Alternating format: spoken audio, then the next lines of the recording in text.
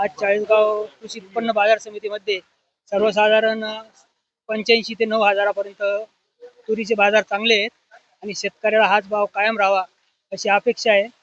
आणि यावर्षी मी तुरीचे 1 एकराचं क्षेत्रामध्ये 12 क्विंटलपर्यंत उत्पन्न घेतलंय.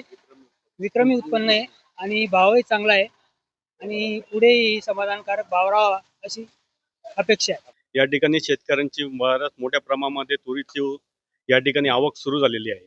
एक साधारणतः 10 दिवसापूर्वी तुरीचे भाव एक 6 ते 6.5च्या दरम्यान होते.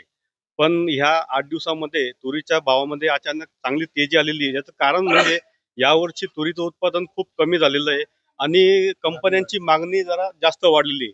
त्याच्यामध्ये जनता या 8 दिवसामध्ये 2 ते 2.5 हजार रुपये भावामध्ये तेजी आल्यानंतर कालचे बाजार या ठिकाणी 8.5 पासून तर 9,000 पर्यंत गेलेले आहे.